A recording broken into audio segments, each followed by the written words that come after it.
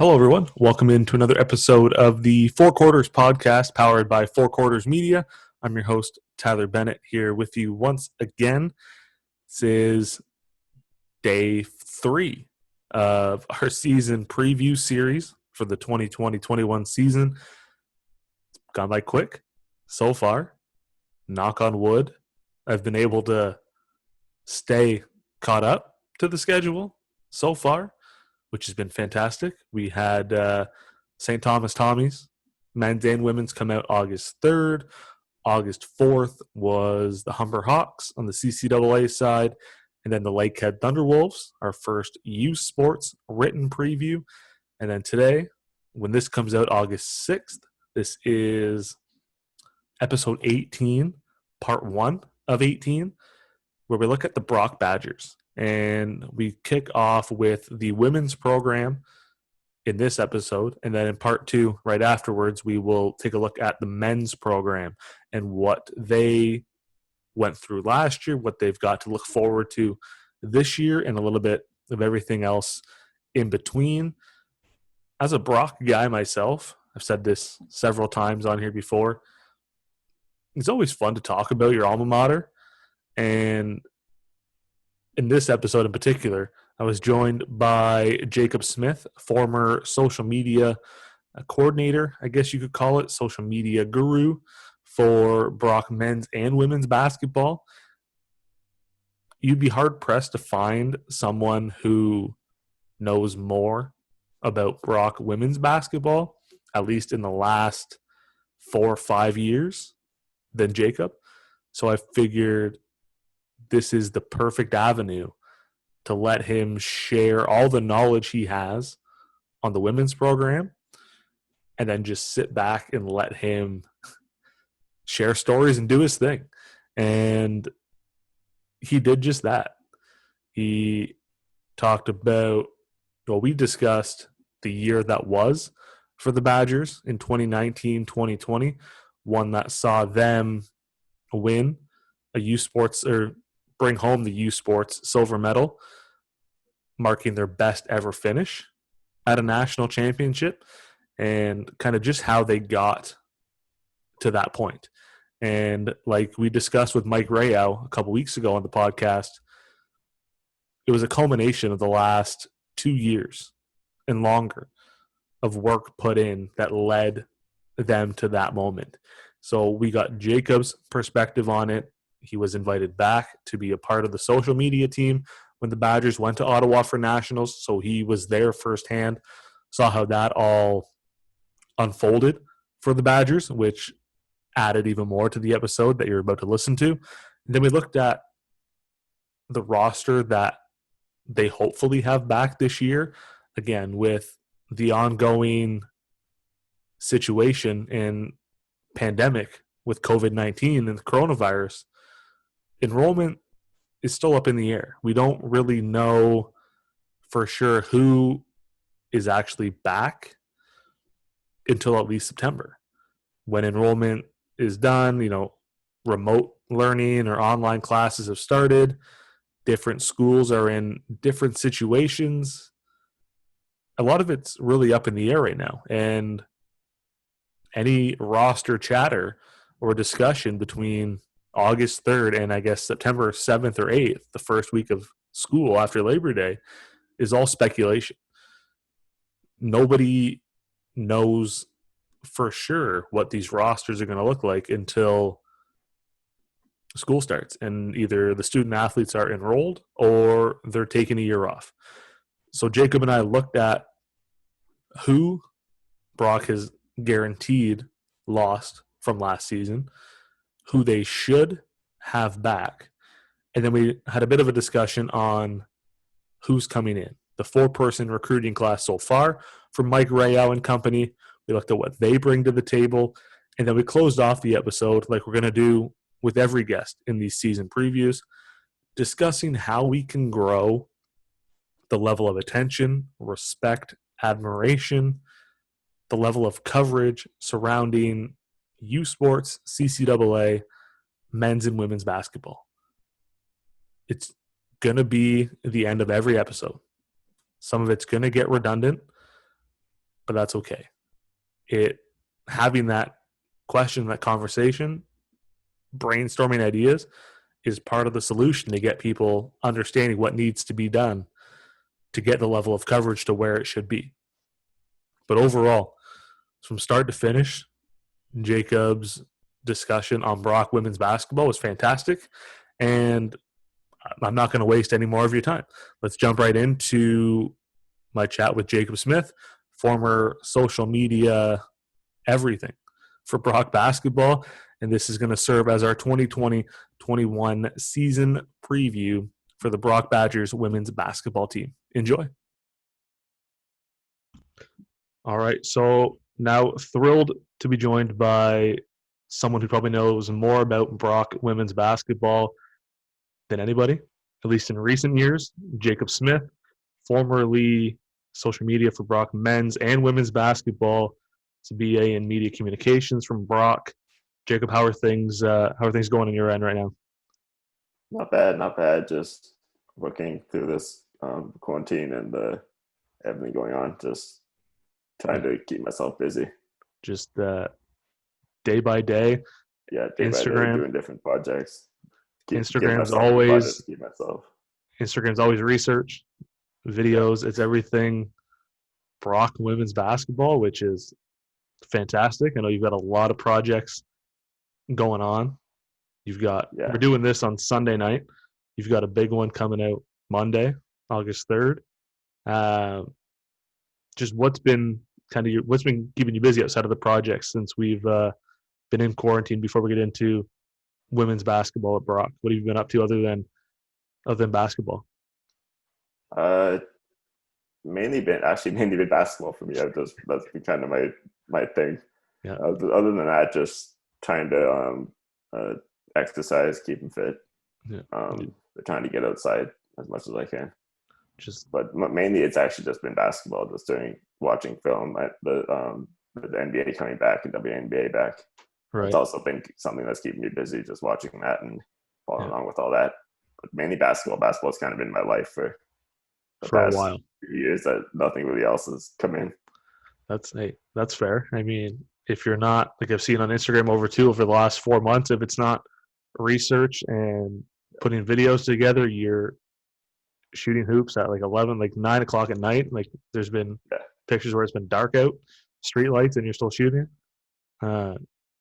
My goodness, dedication and then some. Like it's crazy, but I mean that in the best way possible. I think it's great for Brock women's basketball. We had Mike Rayo on a couple weeks ago, and he spoke volumes of the work you've done and what it means to the girls. So if every program could have a you, we'd be much better off. We'd be in a much better place with the coverage of the game in Canada.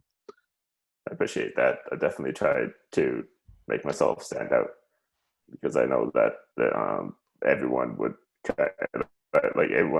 there's a lot of people who want to kind of be in sports. Mm-hmm. I know because I know I have a lot of friends in a big program in sport management. So I've also been on a lot of, so like a big thing for me is, and especially with going on with my dad who's been on the Raptors I've been on the Raptors my whole life, been on him. Right. Just try to like make myself stand out. That's kind of like I'm my own person, I'm my own brand. Yeah. So that's kind of that's been really big for me. So thank you, I really appreciate that. I think a lot of hard work, and I continue working. The biggest thing you said there is like we're our own brands. Like you have to be able to put yourself out there. You can't just wait for something to come to you. You got to be able to market yourself, know who you are. Like I was in sport management. I did that at Brock, and there's a lot of people in that program. It's massive. And if you don't stand out, sometimes you get often left behind. You get kind of overlooked. So if you don't put yourself out there and take a chance on yourself, take a shot on yourself, no one else is going to. That's the biggest thing you can do is take a shot at yourself.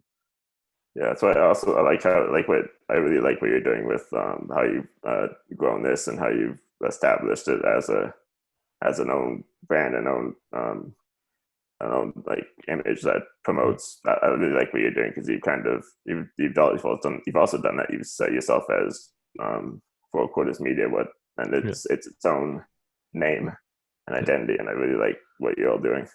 Well, I appreciate that, and I think, like I've said it before, like when this started, it was all because my girlfriend at the time, now wife, didn't want to hear about basketball anymore. So it's really was an outlet for me to talk about what I wanted to talk about to people that somewhat cared, as opposed to didn't really give too much of an opinion. And then now it's like I don't care if it's for me and like you're in the same boat. Like it's for the players, the coaches, and if we get something from it, great. But it's to me, I don't care to put my face or name to anything really. It's Four Quarters. It's not about me. Nobody cares about what's going on here. It's what we're covering, and it makes it a lot more enjoyable to see everybody else kind of benefit from the hard work. And then if we benefit from it too, then it's a win-win all around. Yeah, that's why I love this job. Because it's not because you get to grow yourself, but you grow yourself by growing other people. Mm-hmm. Like you establish your name, but you don't establish your name by doing things for yourself. Right. You establish your name while doing everything for other people, so you get the same benefit for yourself, but you get also the same benefit of doing things for people and helping them out, helping a program or a team or an organization grow. So that's why I really like this job, because I get to do things for other people, but still develop a brand or an image for myself while doing so with the work that I put out.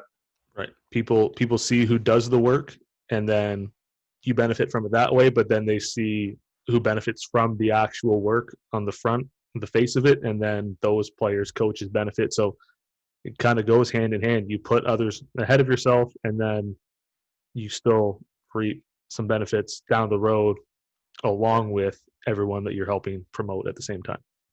Yeah, that's why I love this job, and I always try and do as much as I can, because I keep telling myself it's not for me, it's for other people. That's kind of been a driving force for me for the past few years.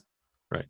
And you see the teams responded around it, and they, from what I can tell, love the interaction on social media, and like your Instagram is Brock, and it's great. Like I love it. Like being a Brock guy myself, like it's big. Like we didn't have that when I was there. I was there when the We Are Ready just started. It was just in its infant stages, and now to see where Brock has come since then, it's been awesome to watch from the outside. I wish they had more when we were there, because games were quiet for a lot of the 3 years I was there, to say the very least. I definitely got a lot of inspiration from We Are Ready too, because my year with the men's team was the last year that, unfortunately, the last year that We Are Ready was around, and being around that group kind of really formed who I became, because it kind of gave me that love for what I was doing. Right. I had the passion for basketball coming into that, obviously, because I just of who I am. But that being on that group and around that, just a bunch of people just committed directly to just the We Are Ready as a brand, committed to building that culture and that environment around Brock, just was something really special that I can't ever replicate anywhere. Right. And kind of surrounding yourself with kind of like-minded people who want to work towards that same goal, it pushes you to do more, and then now you can take things you learn from that and apply it to now as you grow your own brand and help grow the Brock women's basketball brand, which is now on a national level back on the map, as Melissa Taddy said towards the end of the year. I think you just kind of pull bits as you move along, and it kind of helps shape to what you are doing now, and then this will help shape what you do down the road. And it's just a big old never-ending process of constant learning and constant growth. Yeah, definitely learning and adapting, and just especially being in social media, just every year there's something new to add on, and it's always adapting, and you want to try and figure out the best way to use that social media for the brand. So it's just there's always something you can be learning, and it's great. I love trying to always stay on track of technology, even though I don't always. I'm not always ahead of it because it's just a lot, but it's kind of fun too. It's a lot of fun to try and stay on top of everything and trying to constantly have something else you can incorporate and figure out how to incorporate that. I think this whole pandemic and adapting that's like the theme of this year. And I think this has shown the importance of social media and technology because that's all we have right now. It's really all we have for 3 months. You couldn't go see anybody. You had to use Zoom. You had to use Instagram, Twitter, Facebook, whatever. And just how far it's come in the last 3 months. Like, I mean, keep seeing online, Skype had like a 15-year head start on Zoom, and look what happened. They still somehow fumbled, and Zoom came out of nowhere. So I think adapting has just been the theme of this year. You just got to adapt and roll with it. Definitely, it's been a challenge. It's interesting. It's been an interesting time. I think that's the best way to put it. Yeah, a lot going on, but for sure. But it's the year I think we needed to have one way or another to get things up to where they need to be equality wise in the world, where they should have been a long time ago. And then this whole pandemic has put so many things into perspective that we kind of took for granted. And it's really forced us to all just kind of slow down and enjoy the little things in life, because the world, it goes by too quick. It's just definitely. It's definitely put a needed spotlight on issues that should have had a spotlight on it a long time ago. Right. I think it's kind of forced everyone to hopefully look among themselves and figure out what they can change about themselves to make the world, the community, a better place. Because I think this is a really important time when we can come out of this isolation or this phase, a better community, a better world. Right. I think this whole thing is kind of forced everyone to look on themselves, not just on other people. Look what they can change about themselves. Have those tough conversations. Look yourself in the mirror and what can I do better to help? What can I do better to change? Because too often we're just go all the time. Nobody takes time to have those one-on-one conversations with yourself in the mirror. Those are the toughest ones to have. Yeah, because it's no one really wants to say, "Hey, I have a problem with how I'm acting. I should change it." No one wants, because everyone's just fine. Everyone's fine with doing the easiest thing, which is just going day by day. But no one wants to kind of look at it and say, "Hey, this is something about me that I need to change because it's not helping other people." Right. So it's hurting other people. Mm-hmm. And it's hurting themselves at the same time, because then they don't grow as people, and then they're just kind of stuck in the weeds, and it's a double-edged sword for sure. Yeah. Speaking of helping people, and we've touched on this, to work with Brock, the reason why we're here is to talk Brock women's basketball. And we're going to look back at last year, look ahead to next year, kind of what the roster may look like. I know COVID may have a few ramifications on who actually enrolls back in school. But so we're going to speculate on a roster, if you will. But looking back at last year, 17-5, they finished second in the Central, earned first round bye, the tiebreaker over Windsor, ended up, had to face some adversity, if you will, in the OUA playoffs, some comebacks, a little bit of a stressful moment. Ended up with the OUA gold, went to nationals, came home with silver, their best ever finish. Having been so close to the program for you, what were some of your thoughts on the season overall and how it played out for Brock? I just think that first thing I want to talk about is just like the turnaround that it's had, because I did my first year at Brock, though it wasn't my first year at university, was 2016, which was the first year of head coach Ashley McSporn. And just seeing how the team has changed over that year, the next year, and then the 2 years with Coach Rayo, at first it was odd, because if you look at the four teams, they're really very different teams. Even though there's some carryover, that's really, especially from 2016 through 2018, those 3 years, there's such a big change in the roster. But the chemistry, I think, was the biggest thing that helped pull the team through and help grow that continued success or that growth. Mm-hmm. Because the core that they kept right. through those years really grew chemistry and really grew closer together, and they knew how to play with each other. Yeah. And I think that was just the ending was really a culmination of just the turnaround that the program's had over the last 3 years. Right. With it being such a new team in 2017, to another new team with I think group of 8 or so recruits coming in with Rayo. Yeah. With Coach Rayo in 2018, and another big group in 2019. Just a culmination of how much that program turned around over especially the last 3 years with coaching changes, personnel changes, and all that, and just getting better every year. There's been a lot of transition with the program, and it's what Mike said too when he was on it. Everybody kind of looks at the end result and they go, like, Brock came out of nowhere, made a run to nationals. It's like you said, it's a culmination of the last 3-4 years and that core just building that chemistry that they had together, and then everybody else just kind of buying in as they come into the program. And you could kind of see glimpses of the chemistry before, but now this year when everybody kind of started to pay more attention, you realize that from the outside. But like you said, it's been a culmination of 3-4 years, and when there's been a lot of transition, coaching changes, big recruiting classes, it's never easy to have everybody buy in and see. You don't ever see immediate results hardly unless you're Carleton. It doesn't happen. Yeah.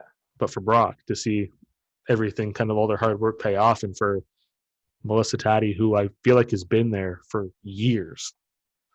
Like, yeah. I think she was like the OUA's female Perry Ellis. Just felt like she was at Brock forever. Yeah.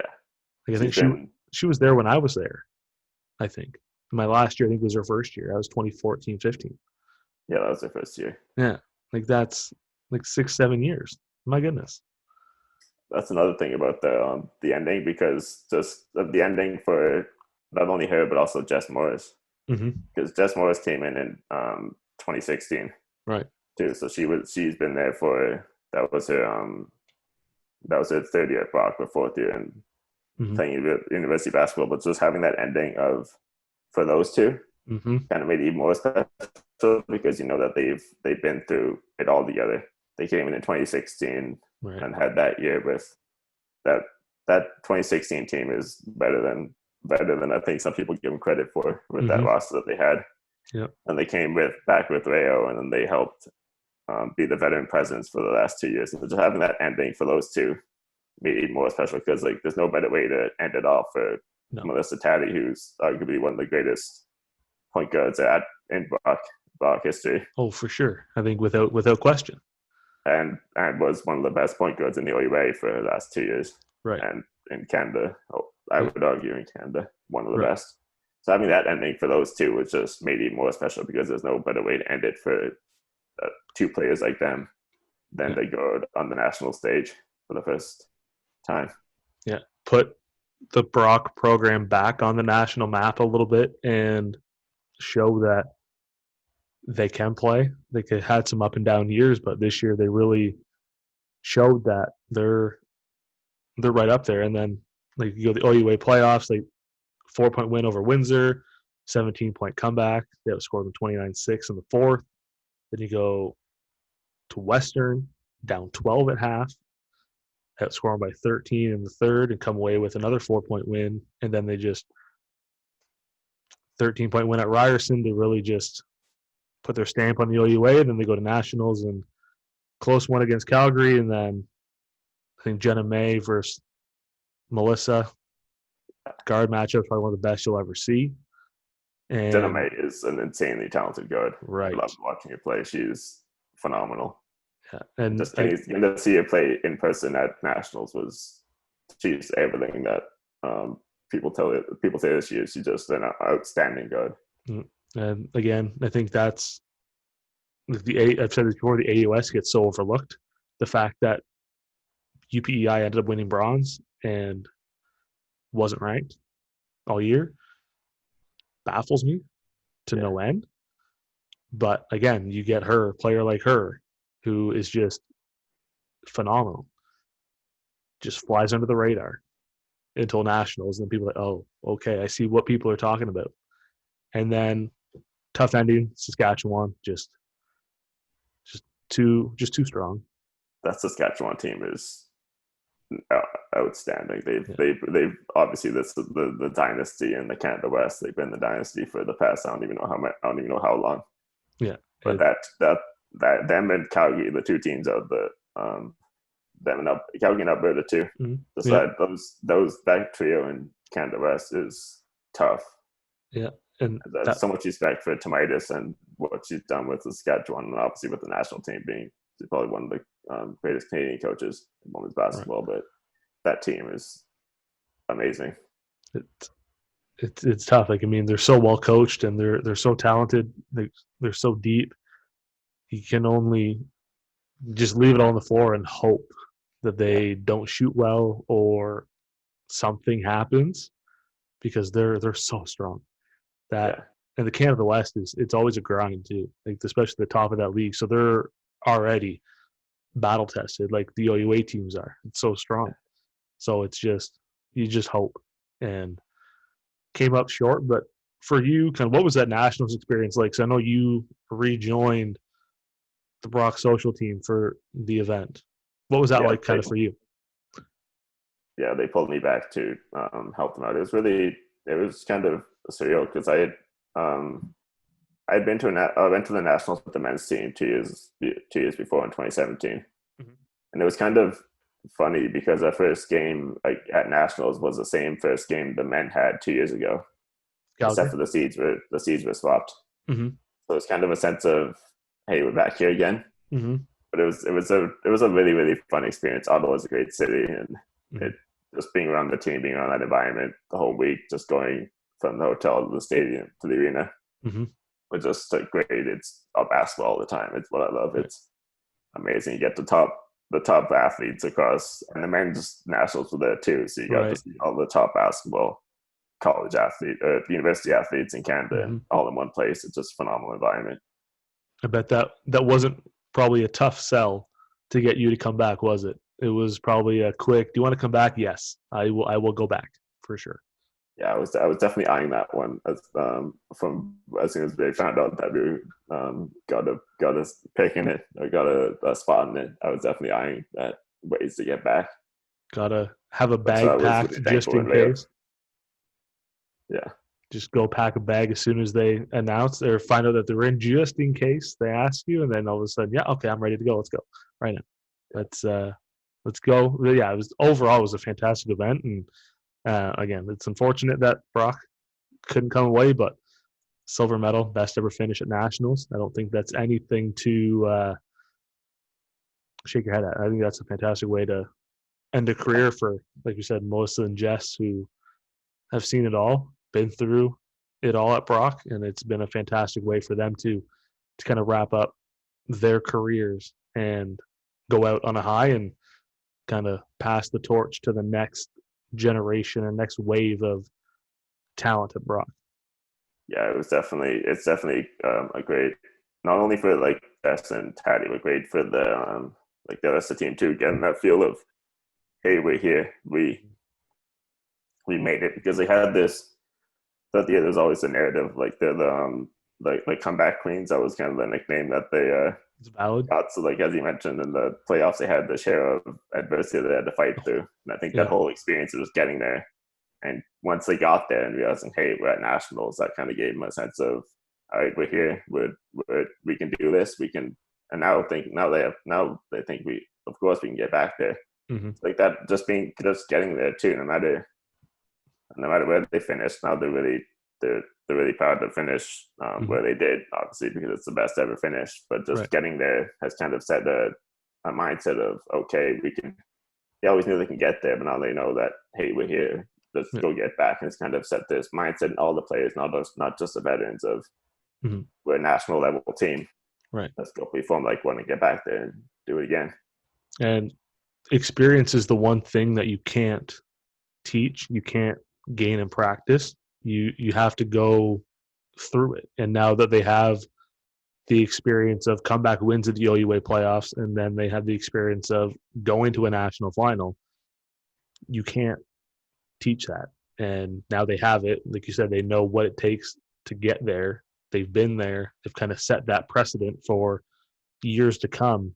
It's kind of like almost it's a benchmark now. This is a national championship contending program.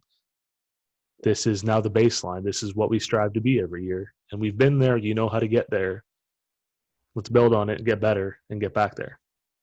Yeah. And from a just a promotional side of all that, just to getting put into kind of the national spotlight has done like it just really put this program on like, as I said, on the map again. Mm-hmm. And it's really drawn a lot of attention. It really helps recruiting and all that. Just having that, we're a national program. We have a lot more eyes on us now. We have a lot recruiting. We have a lot more, as I'll talk about a little bit later, we have a lot more recruits interested than we might have had just a few years ago when we weren't as nationally established as we are now.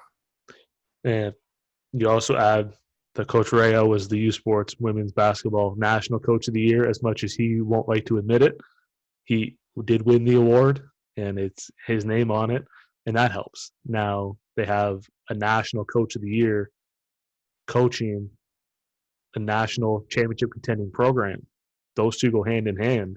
Like you said, people are looking at Brock as, okay, this is a place I want to play, not a place that, I can play because they haven't been that good, but now you're going to get those better recruits and more recruits that want to come play. And it's going to make it a lot better. Teams going to be a lot more challenging, a lot more competitive. And I mean, we'll get to this year's class in a few minutes, but it's it doesn't hurt to go to nationals on a recruiting standpoint. It does wonders when there's a lot of eyeballs on your program. Yeah, it's definitely it put the program in an amazing situation. Right. It's amazing situation just to have that label of we're national contenders. We're in the championship game. We can, and just the confidence that that the program has of, okay, we're getting back there. Just to be able to have that to go off of just kind of gives everyone in the program a lot more confidence in doing the job, because they know that the program is at such a high level. Right. And look at the group that's potentially back next year. Obviously, again, with COVID, who knows what enrollment's going to be like the year, but you look at players like Sam Keltos, Jenicky Pilling, if I said that right. If not, I apologize. Sophia, Eden Ferraro, the list can go on and on. Kristen, 14 players on the team last year played at least 12 games, and all 15 averaged at least 5.5 minutes. What stands out to you about this returning group? I think or potential returning group, if you will. I think just like the chemistry, like just being they're really tight knit group. Just not just on the court, but off the court. They're family. They do everything. Well, they do almost everything together. Right. They're family on the court and they're off the court. They love each other. They do everything together. I think that's kind of the big thing, because they're so close that it helps everything, the chemistry on the court. So I think that's kind of the main thing, especially with how many people are returning.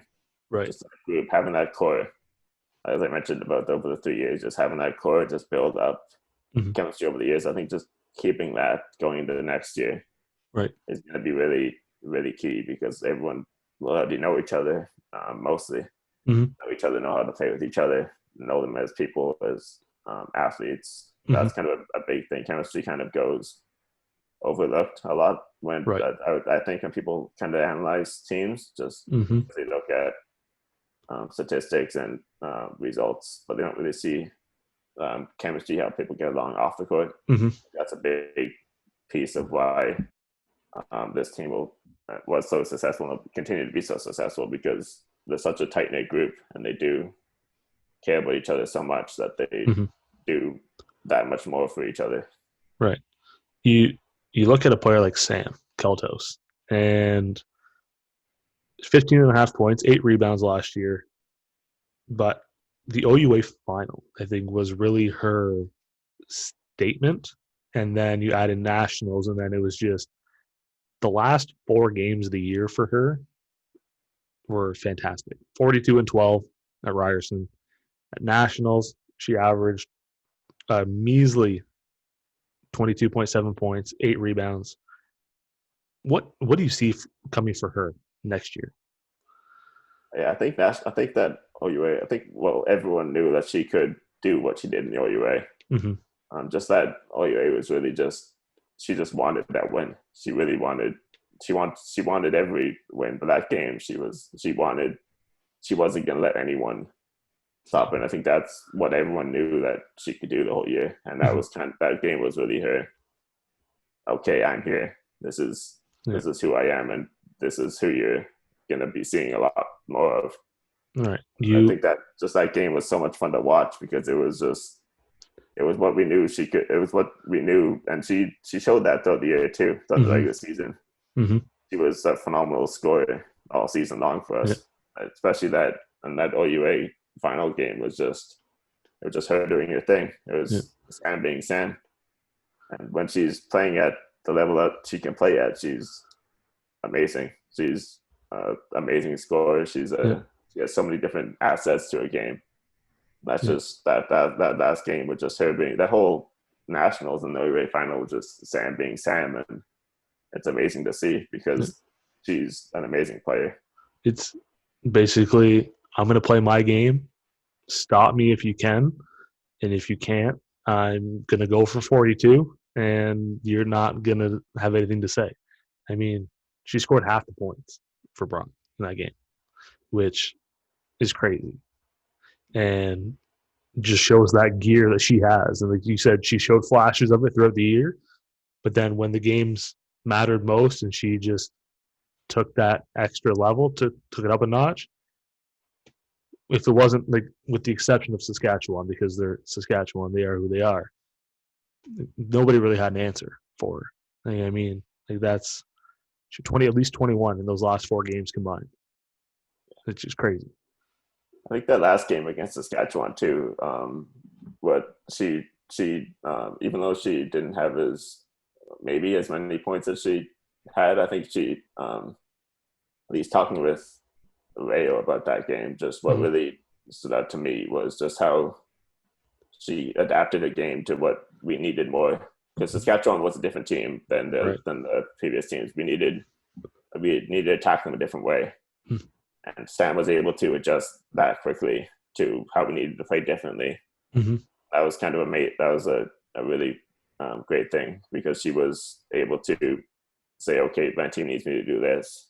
And she changed the game to maybe slightly out of the comfort zone. She was still able to help the team as much as she possibly could. And that's and having that such a lethal scorer, be able to adapt and adjust that quickly to a different team, a much bigger, much more physical team, or just added another thing to her resume of accomplishments. Well, you look at the last 4 games: Ryerson, Calgary, UPEI, and Saskatchewan. 4 teams that should have been ranked most of the year, if not all of it. Sorry, UPEI. She averaged 27.5 points per game against 4 of the nation's best teams. If that doesn't worry the rest of the OUA next year, with whatever format of season we have, you better watch out. Like if she plays at that level all year long, good luck. Yeah, she's one of those players where you get her the ball and let her do her thing. Yeah, she doesn't need to be. She doesn't really need to be set up as much as maybe other post players. She can create her own shot really, really well. So you get her the ball in space, and she's gonna create her own shot. She's like, I would kind of like a Kevin Durant, I would say, in terms of just being able to work off the dribble, create her own shot, and she's just a lethal scorer. And just having that piece to be able to just give her the ball and say, do your thing. Mm-hmm. And at the level that she does it at, it Mm-hmm. just makes it one of the just unstoppable in the only way. And then But having her coming back is obviously the whole team loves her coming back because she's such a for sure. amazing player and such a big help for us and has been help for us ever since she came in. And then you just add in, like, when she gets in her rhythm, you add in that confidence, and it's just get her the ball and get out of the way. Let her do her own thing and just be there to help if her shot's not there, and then just be ready. But I think, like, if she plays at that level with that confidence for a full year, it's gonna be too easy for her. Yeah, and she has that confidence too. Mm-hmm. She plays with such confidence in her abilities and knowing that she's the best player on the court. All right. And Taddy had the same thing too, which is why those two were able to stand out so much because they played with that. I know I'm the best player on the court, and I'm going to go prove it. A little bit of extra swagger to them. They know what they can do. They're going to do it. If you stop them, great. If you don't, then it's not going to end well for you. Yeah. No, she's definitely a standout player. Looking at the rest of the group, you got, again, Kristen, Jennike, Sophia, Eden. The list goes on. Megan. What? Oh, it's Jenica. Sorry. Jenica. Sorry. That's okay. It's okay. I went off the spelling. Sorry, Jenica. She listens to this. I apologize. What really stands out to you about that group? Like, what do they kind of bring to the table? Starting with Jenica and Kristen, they especially going to this year, they're going to be they're a backcourt now taking over for. I think Jenica will be taking over for Melissa in terms of being that piece in the backcourt. Just those two having. Jenica was our main. Jenica helped us a lot because she was one of our main scorers off the bench for the whole time. She came in, especially in nationals, she came in and would put up 10 points in the matter of 2 minutes. And the way she's able to use her speed is just really helps us a lot because she gives us that guard that can use force and speed to get to the rim. And she's also a really good shooter. So just having that guard that can play physical, but be that have range too. Mm-hmm. She's been a massive help for us because and now coming in most likely to the starters. She's going to continue to be the massive force that's going to give her a big opportunity to have that spotlight and that extra opportunity. Right, because she's a really good player. She put up 12 on Saskatchewan in the finals too. That's just a spark plug. Just comes in and just goes. Yeah, her. The way she's able to just score as soon as if we tell her to. She doesn't really need to. She just comes in and impacts the game immediately, and that's the type of player that we needed off the bench this year. And I think just having that in the starters this coming year is going to be amazing for us because we have that guard we can count on to not only distribute the ball because she can distribute the ball like any guard, but having that guard that we can look for and look to will be a big help for us. And I think she's a massive piece of what we're doing, and she's going to keep growing and keep getting a bigger and bigger piece. Right. And you mentioned Kristen as well. Yeah, Kristen's game over the past 3 years has changed a lot. If you just look at the way she's kind of played, she came in 2017, and she was really the kind of focus of the offense for that team. A lot of the plays either ran through her, or she was the scorer on the play. Right. She's kind of put into put in the spotlight immediately in her first year. She came in the starting lineup 5 or 6 games into the season, and she stayed there ever since. She's been, and so having that focus of the offense, and in the second year she became more of a perimeter guard. She kind of worked on her range and the shooting more. Having that added to her game kind of really helped her grow because in 2019 when we got the addition of Sam Kyoto's scoring got taken care of more. We didn't need her to be as much of a scorer as we needed to be in 2017 to 2018. So she became more of a facilitator. I think over those 3 years, she's really kind of grown to be a really good all-around player. She's needed to be the focus of the offense. She showed her speed and athleticism in her first year. Right. She being on the OUA All-Rookie team. Mm-hmm. She really showed that she's one of the most athletic guards. In the league. Yeah. And then having that 2018 focus more on being a perimeter because we had more of a presence inside in 2018 than we did the year before. Right. Just having those 3 years of 3 different play styles and the way she's kind of handled that too. She's one of the players that if you do tell her to do something, she's not going to complain at all. She's just going to say, okay, I'll do it. Yeah. She's able to adapt and she's able to do it so quickly that it just, I can't talk enough about how much of an impact she's had on this program. She's been there for the whole turnaround over the last 3 years. She's been really the glue for this team, being that player that will play the role so well without you don't notice because she's playing it so well. You don't really notice. Right. That's kind of a really good thing because she doesn't. You don't say, hey, you don't have to worry about her because she's doing her role and she's going to do whatever it takes to help her team every game, every practice. Right. She's just really a glue for this team that this team really, really loves to have. Just that kind of ultimate team player, just will do whatever she can or needs to do for the team to have success, whether it's, like you said, 3 different years of 3 different roles essentially. And who knows what this year we'll have with Taddy and Jess now gone. Who knows what role she'll take in year 4. Time will tell, I guess. But yeah, she's definitely she's been a really, really big piece, and just this team loves having her. She's a girl that doesn't need the spotlight to do her thing confidently. Right. Like the spotlight is something that gives her the confidence. It's just her knowledge of the game and knowledge of, okay, we can win this game. She gives herself confidence rather than just having to be the person or the person on the team. She can let other people do that.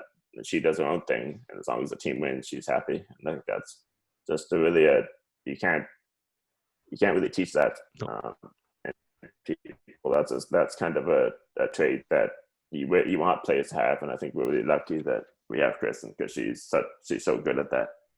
And it kind of highlights her like tenacity too, and her ability to kind of overcome challenges put in her way. Because if I'm not mistaken, she was cut from her jewel team in grade 12, and then ended up becoming an OUA All-Rookie team member, an OUA All-Star, and then now to take on 3 different roles in 3 years, it does a lot for your mental game to go through that many changes consecutively in years.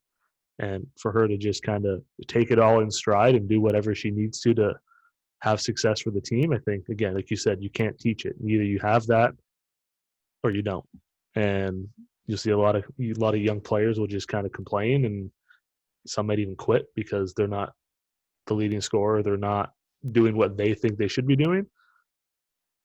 Every team would benefit immensely from 1 or 2 people like Kristen and their mindset on the team.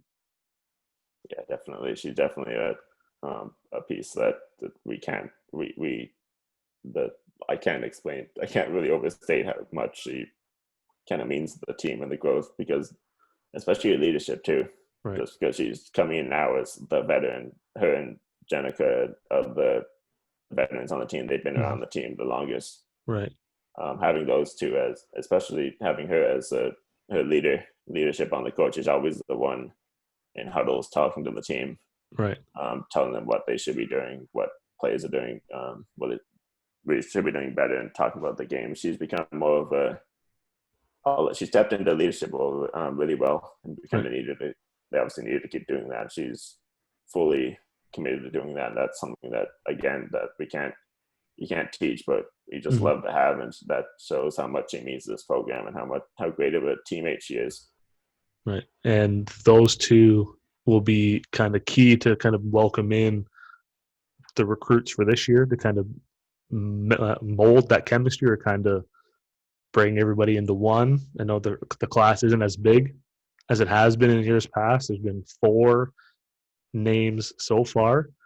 Olivia Fiorucci out of Hamilton, Alicia Higgins out of Fergus, Ontario, little Fergus. Jessica Reed, who transferred from Embry-Riddle, Div 2, didn't play last year, but 6'5", another big body in the post. And then Mackenzie Robinson, Laurentian transfer. So 4 intriguing pieces, if you will. From last year's team, obviously with the losses of Jess and Melissa, what do you think? What do you see that the team needs this year that hopefully these 4 players can kind of bring to the table? I think Mackenzie is going to give us what Jess, well, a bit is going to help fill the Jess's role. Mm-hmm. She's having Jess's rebounding, and Jess was, I would say Jess was one of the best defenders in the league last year. Yeah. She was always focused on the next play, and she was one of the she helped us massively on the boards. Mm-hmm. There's a few games where she was either leading or second on the team in rebounding. So and I think Mackenzie brings a lot of that. Obviously, Mackenzie's a scorer. Jess was 4th in the OUA in 3-point percentage this year. Right. So we kind of need to fill that role of the 3 guard who can rebound and get on rebounding, but also be a scorer. And I think Mackenzie's going to help us a lot with that. She's going to be immediately impactful on the team because she can give us the things that Jess gave. And I think that's massive for us because Jess was a massive piece of what we did. And I think having Mackenzie be able to step in and have that veteran experience because she's been in the league for 4 years, she knows she has as much experience as anyone else. Right. She knows what the league is about, what the league is like, and what you need to do to win. She's obviously around. She was around the team. She was around us last year, so she's had that time with the group. I think she's going to be massive help for us. That'll help too with that chemistry again. That keep coming back to that. She's been around the team for a year, so she knows what makes everybody tick. She knows more about who they are on and off the court than other recruits at other schools may have. And I mean, 2 years ago at Laurentian, she averaged 10.7.5 rebounds. So again, kind of fits into that Jess Morris type role. Obviously, health with the knee might be question mark. See how she's able to come back from that. But I think just kind of slot her into that 3 spot, like you said, and she knows the league. She's got that experience. She knows what it takes to compete at the OUA level. I think hopefully, fingers crossed, that it's just a smooth transition. And again, she's been around the team, so she's got that experience with the group, and she's got the chemistry built that that doesn't show up on paper. Yeah, something about her. I know she's just having talking with her, and I know she's really, really hungry to play. She already she has that. I want to get back. I want to compete again. Right. She's had a massive passion for basketball for a lot of her life, and she wants to get back and wants to play, and having that hunger. Yeah, I think it will really help us because that is infectious. It spreads to the teammates. When the teammates see, hey, this person really wants to get after it, really wants to compete, really wants to win. That's going to help, especially with how many younger players we're going to have. Mm-hmm. That's going to really help us get that competitiveness, get that drive to succeed every day, and not only in games but in practice, get better every single day. Yeah, that's one of those things you can't teach. You can't teach someone having drive. You can't teach the hunger. Like either you have it or you don't. And if you have it, then like you said, it's going to radiate down the team. And nobody wants to be the one person on the team that doesn't match the drive of everybody else. No one wants to be the anchor that holds everybody back. So if one person has the hunger, you bet everybody's going to want to have that exact same level of drive and competitiveness. And she's been kind of chomping at the bit since the start of last year. Just having to sit out a year would just kill me mentally. Just knowing that you want to be out there but you can't. So I think, like you said, she's ready to get after it, and hopefully we get some sort of season this year that she can actually get out there and get after it. So that'll be fun to Yeah, watch. yeah, I'm really excited to see her because I just watching her learn, and she was a really really good player, and she's gonna help us a lot because she did, like you said, like 10.5 points, 7.5 rebounds. Mm-hmm. Just that having that toughness and that having that contribution Mm-hmm. is something we really needed from somebody at the most. She's most likely going to be the 3 spot. Mm-hmm. So having that contribution can really going to help us with the surrounding pieces. And I think she's ready. She's ready to go, and we're really excited to get her back because we need what she gives us. Right. As an aside, I know this is about Brock women's basketball, but that Laurentian team from 2 years ago, I think, was one of the more talented teams that vastly underachieved. With her, Emily Tinnis, Kayla DeShatlitz, Bailey Tabin, like on paper, that team was strong. On the court, I don't know what happened. The results weren't there. I had to throw that in there. It's one of the teams that I was so high on that let me down. So I Yeah. had to throw it in. I don't know too much about that team, but I know that Kayla. I love Kayla as a guard. Just Mm-hmm. watching her play, Yeah. she was one of the players that I really really enjoyed watching. And Emily went over and started pro career in Ireland. So I mean, they've gone places, just didn't come together at the right time at Laurentian, which I guess hindsight's always 2020. But I was so high on that team, and they heartbreak. And I can only imagine from a player's perspective too. Like I'm just me over here. Imagine for them in that locker room would have been a lot tougher on them. Yeah. Looking at next year, and again with everything's kind of up in the air, January start, if at all, kind of what are some expectations for you for the year now that the program has been to the national final? That's the benchmark. Two, I guess, two of the all-time greats at Barak are now on to the next chapter of their lives, and the blueprint's been laid. But what what are some expectations for you for this year ahead? Obviously, I want the best. I want the best. I want them to um, start off where they ended last Right. year. But I think there's going to be a little bit of a obviously with any team with this many new faces, there's going to be a period of build of getting the team together, especially with with how little the team has been able to see each other Right. because they've only really had one or two team meetings on Zoom Mm-hmm. like weekly. So having that added, I think is going to make it. I think it's going to affect every team because every team's in the same situation, Mm-hmm. roughly the same situation. But I Right. think that's going to be there's going to be a little bit of a kind of a growing period for the team to kind of Mm-hmm. come together, and because they're not going to be able to play together like as a Right. team for I Right. don't know how long.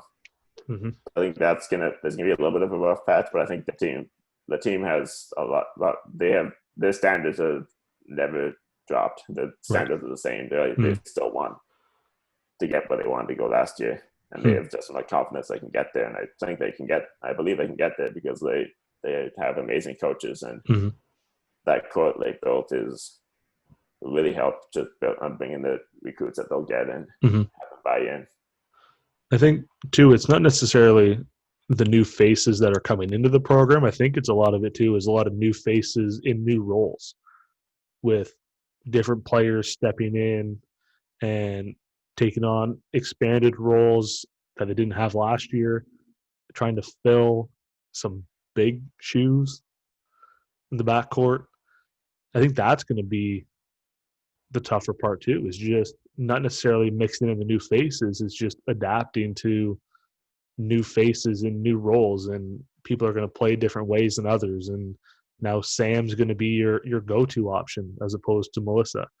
So now she's going to have to adapt to being the one that sees more double teams, and it's just going to be a bit of a transition at the start of the year to see who kind of steps up, who may falter in their role, and then they got to adapt on the fly. But I think, like you said, the coaching staff are fantastic at getting kind of at the best of everybody, and they know what they have to work with. They'll be ready. You coaching staff will be more than ready to roll with different plans that they have, but I think it's just going to be a transition to get the new faces in and then the new faces in their new roles. Yeah, I think there's a lot of question marks in terms of who's going to contribute what, because last year they set their roles so well. Now this year it's going to be another change, right?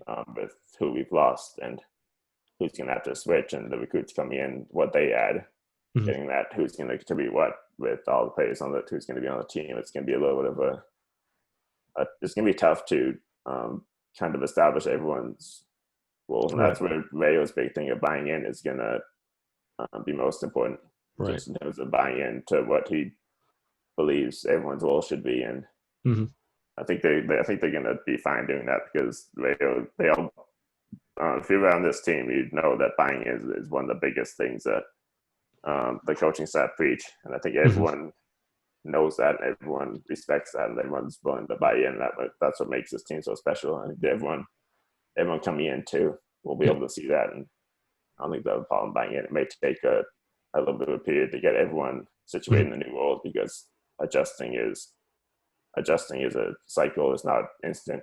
Right. It's going to be a transition for everybody, and you just kind of take it all in stride, and you're going to take your bumps. Every team does at the start of the year, when everybody tries to figure out who's going to do what or who is bringing what to the table, and it'll all work itself out as it should, one way or another. But I think for the first little bit, especially with COVID, and everybody's now kind of in a similar situation where you can't really do anything in person yet in gyms, everybody's going to be a little bit rougher around the edges to start the year than they would like. But this is a year of adapting, to say the very least, and a lot of teams are going to have to adapt to see what they have to offer on the court. Yeah, for sure. It's going to be a tough period, but I think everyone is ready. At least I know from everyone coming back that they know what it takes, because they've all been through a change. They've been through, aside from the players who came in this year, the group that was here in 2018. Just that change in 2018 to 2019 was a big roster change. We lost eight or nine people between those 2 years, and we gained a great group of rookies. Like, just have that, so everyone kind of understands what that, how to go through that adaptation, how to go through that cycle of buying in. Like, that's really going to help us, but it'll definitely be a tough period, like it is for any team who gets a large recruiting class. Right. Is there anything we missed that you want to touch on from the women's program? Any players we missed you want to highlight? Anything in general that you want to add in? I put you on the spot. I apologize. I don't think so. I think we've covered. We hit everything. Yeah. That's a good sign. That when you hit everything, you don't have to go back. I think that's the minor win that I always look for. Sorry, go ahead. Covered everything. Okay. Before we wrap up, what do you have on the go? Do you have anything you want to touch on about your projects that you're working on? The big one that comes out, or will have come out on Monday by the time this comes out, or any future projects down the road you've got going on? I'll kind of leave the last word to you to kind of spotlight what you're doing to further promote Brock women's basketball. Yeah, so on Monday, August 3rd, I'll have I'm basically calling it a movie. It's a career movie about Kristen. Okay. It's spanning a whole 3 years. It's play from the 3 years leading up to now, and it with other additions mixed in, comments from teammates. It's basically a feature on her in the form of a video. I'm really excited for it. I like how it's come together, and it's a lot. It's almost 2 hours long. Which is what I'm calling it a movie. Okay, that's fair.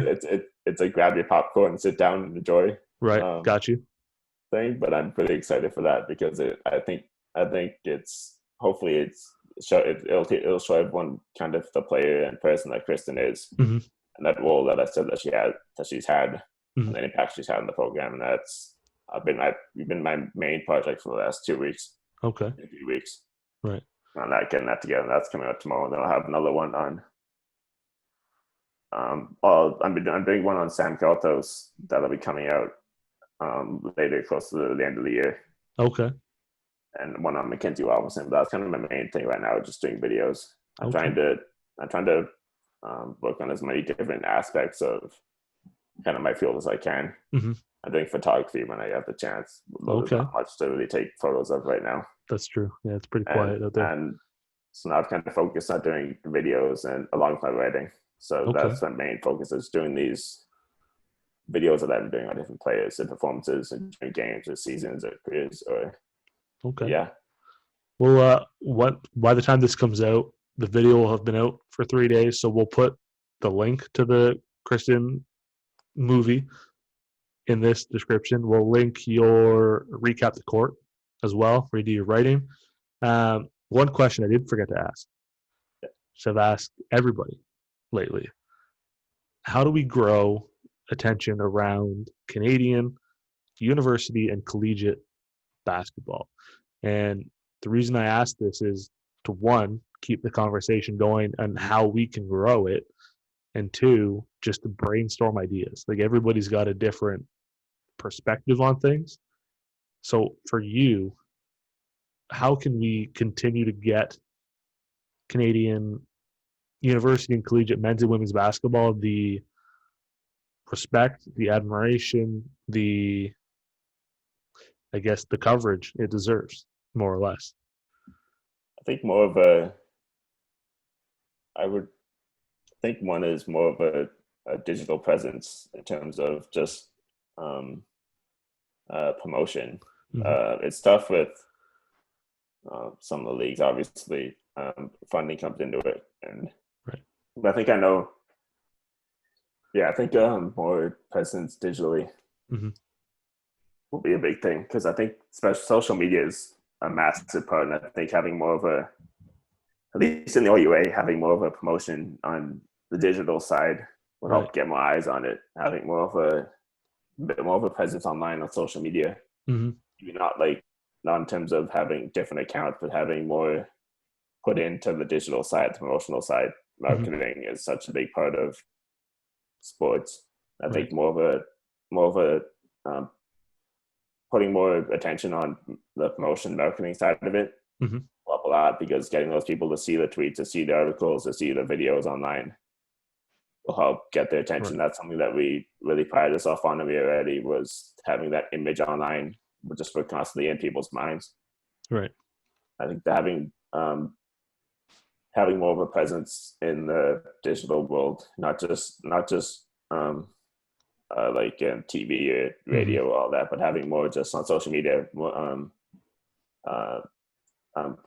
trying to get things trending and getting more, just a constantly being in the back of people's minds will help a lot. That'll help get people's conversation going, and I think just more of an emphasis on promotion. I think in terms of basketball, I would say, at least in the only way, another thing I noticed is just more. I think more spotlight needs to be put on the All-Star games. Right. I know at the end of the year, I know I'm just speaking personally about the OUA, but the All-Star games at the end of the year kind of treated as an All-Star game, but not like, I don't feel like they're given as much spotlight as they probably should. Right. Treated as the All-Star games. This is really like the best of the best talent in your league. Having more of a spotlight on that game, getting people to that game, getting more coverage of that game, would help, because that would help showcase the best of the league. Say, hey, this is what we have to offer. Watch our games throughout the season. Right. I think for me, the big thing is consistency. Like, you see, social media has such an endless reach. Like, it can go anywhere. Like, you can put a tweet out here and see it anywhere in the world. And I think it just comes down to being consistent with it too. Like, you see some teams or conferences or whoever will go through a phase where they're posting everything, and then it's just silent for a month in the season, and then they'll pick it up again a bit, and then it'll be quiet, and they'll pick it up and be quiet.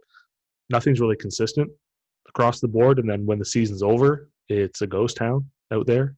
Like there's really nothing content wise outside of recruits and the odd throwback Thursday maybe that comes out. But social media reaches so far. And then you mentioned the All-Star game. I don't think the Canada West has one. I don't think Quebec has one, and AUS doesn't have one. So the OUA is the only league that had an All-Star game. So I think there needs to be some consistency across the board in that sense too. U Sports and CCAA need to get behind some of these endeavors to really promote the game across the board. I think they need to do a lot better job too at promoting. I think the U Sports basketball account is crickets in the season. Like, there's not a lot there. So I think the big thing about that is just consistent with it. Even if it's just 2 or 3 posts a week on whatever, make sure it's every week.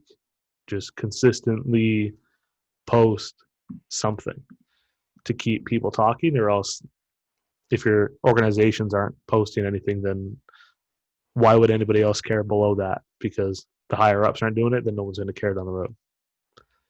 Yeah, I think just consistency is that I definitely agree with that. I think that's because I think I've noticed, at least on during these social media for the teams, people forget about the teams over the summer if you don't if you're not posting. They say they kind of keeping teams in your mind is easier than trying to convince them.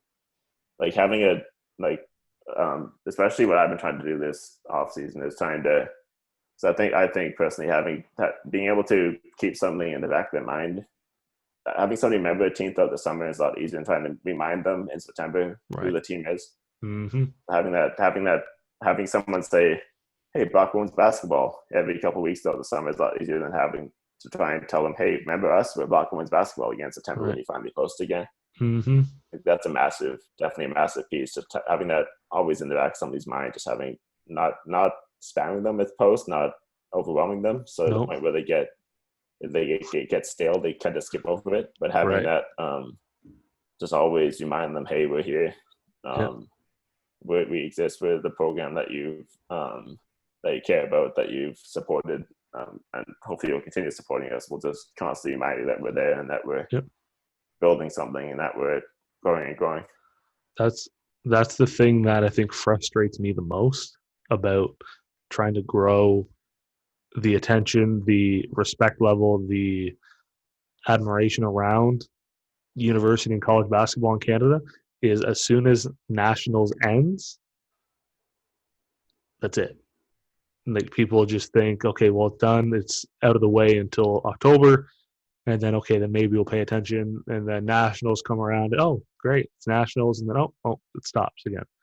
Trying to fill that March 9th to October 1st window with conversation, anything to keep people paying attention is huge. And too many schools, too many outlets, too many just everything don't focus on that 6 months. And like you said, if it's easier to keep them in their mind than try to remind them of it later on. And any momentum they had in the season, if they don't post in the summer, is all for naught. Like I get taking the rest of March off, maybe 2 weeks, let things simmer down and take your vacation time that you couldn't take before, but get back on the horse. It's let's go, keep it going, or else September's going to roll around. You're going to have a new school year and no one's going to care and you're starting over again. Yeah, especially with being like university and college with students graduating coming in. Like you could sell out every game one year. Then if you don't post them this summer, you get the new batch of students next year. People are going to look and say, "Hey, wait, who's this?" And they're not going to remember that they sold out every game they were this popular the year before, because you just lost all that momentum over the months. That because people think that like the basketball team lasts as long as the school year does, but they don't think about all the work that could be being done over the time that the season isn't, and the team is still working over the off season. Right.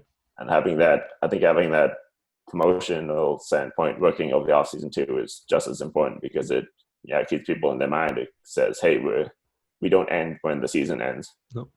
And we're still going to be reminded that we're here and that we need to support, and that say, hey, we're still the same team we were in when the season ended. We're not a different team the next year. We're still the same team. Right. Yep. And keep the momentum going. Over the summer, your focus shouldn't really be interactions on posts. It should be just impressions, like who sees it, because that way people, they may not like it, they may not comment, they may not whatever, but at least they're seeing something. Like even if they scroll past it and they scroll past something again a week later, I remember seeing something like this last week, they're going to look into it more, they're going to pay attention, and it's going to be just in the back of their mind and their long-term memory that when the season rolls around, I've seen this stuff over the summer. Okay, this is what we're all about. Let's just keep moving. If your Instagram or Twitter feed's quiet for 4 months, what's the point of all the work you did last year is just gone for what purpose? Yeah, you're basically just restarting when the season starts again, because all that everyone forgets, because so much stuff happened. Like so much stuff happens in even 1 week that like people don't remember the post from 4 months ago that they saw on Twitter. Nope. So, especially because Twitter refreshes every 5 minutes, you're not going to remember it. Same with Facebook. Post you saw in March when it's October 26th and the season's starting. Mm-hmm. So you're going to see the post that it's game day on October 25th, the 26th when the season starts, and you're going to say, "Who's this?" Mm-hmm. And you have to, and it's even more work for the team on side because they have to try and reestablish that image every single year rather than just keeping it going. So that's definitely really important. And not enough programs kind of do that or see the value in that.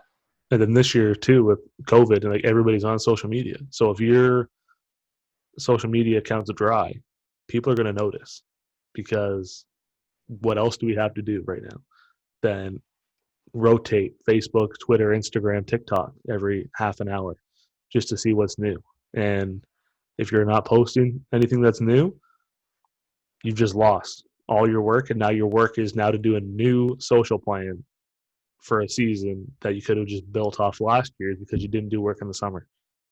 I think keep the conversation going year round and you're fine. Too many people just focus on the season and then it's over and they stop. And they try to pick up in the new year like nothing happened. A lot happened in 6 months. It's 6 months time for a reason. Keep it going. And just basically it's what the reason why I'm doing this is just keep that going all year long. They don't wait 6 months to start talking. Talk all year long, and this is as shameful as it's going to sound. Literally spread the word on basketball. I think that's really what, and any sport, you can apply that to anything, any sport, any player, whatever. Just keep it going all year round, and you'll be much better off for it. Yeah, that's like especially just getting that what was I going to say? I forgot what I was going to say. It happens. When you get going, and it always happens when I get excited. It's a good idea or a good comment, and then you go to get it out, and nothing happens. It's just silence. Oh, okay. So there we go. For the especially for the off season, just the conversation that you could be having during the season. It's about talking about what the team's doing. Yep. And like what's coming up next. I know at least for like content schedule for me, it was always here's the games coming up, here's what somebody did, here's what somebody's doing now. But the off season really gives you ability to look back or look more into players that you didn't have time to look into during the year. I know during the off season I do a lot of that's when a lot of highlights and player features. Right. I do a lot more of that because I'm not focused on the next game or the next content schedule or the next promotional schedule. I can give a lot of teams a lot of time to like look more into teams, give fans closer access to the team, build that relationship between the team and the fans, get them to know the players, the coaches, all that. That definitely helps. Just that look inside the program that you really don't see during the year. And then again, when you roll back into the new year, people know more about the players than they did before. They're going to be more inclined to go out and watch a game, or more inclined to just talk about the team or the game more. And then you just snowball effect. You just build on it each year. And if not, then, well, the snow melts in the summer and then you're trying to build it again in the fall. And it's just a terrible cycle that once you're in it, it's really tough to get out of. But once you get out of it and you get that system, it's a heck of a lot easier than just trying to rebuild something every year that really doesn't need to be rebuilt. Just kind of add on little additions to it as you go. Yeah, and using that time to build the relationship between the fans, like the players, getting the people to know the players as more than just athletes, because they're really being able to establish that connection, use that time to establish that connection is going to make your job easier during the year. Right. It's going to make the fans buying into your program easier. At least I feel, because it's going to help them understand, hey, I like these people as people. I'm going to support their games, and using all of your time, not just the time during the season, is going to make everything easier.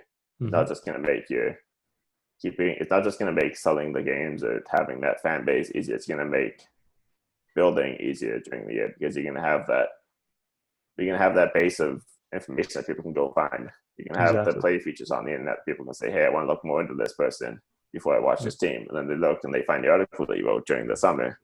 Yep. It's just going to help, because they're going to see that's going to add to the base of information they can find on wherever they look about the team, and help them understand more, and maybe help them buy in faster. And be consistent. Just please be consistent. Makes life a lot easier for everybody involved, including yourself. And use your plans. Use your content plans, promotional plans. Use a plan. And the world will be much better off for it. And so will you. And your sanity come September will be much, much better state than it would be if you have to restart. Yeah. Sticking to a schedule, and always making a new schedule whenever you finish that one. Just always having new goals, and just never stopping. Just always saying, hey, this is how I can be helping, and this is how I can help after I'm done all this. And then just always having that thing that, hey, I'm going to do this. Just always doing that. Sticking to a schedule, a goal, a plans, whatever you have. I had to put my own words into practice, because the next 14 weeks of all these season previews, if I don't have a schedule, I am going to be absolutely screwed. The last 2 years have taught me schedule. Hopefully, I can stick to a schedule this year.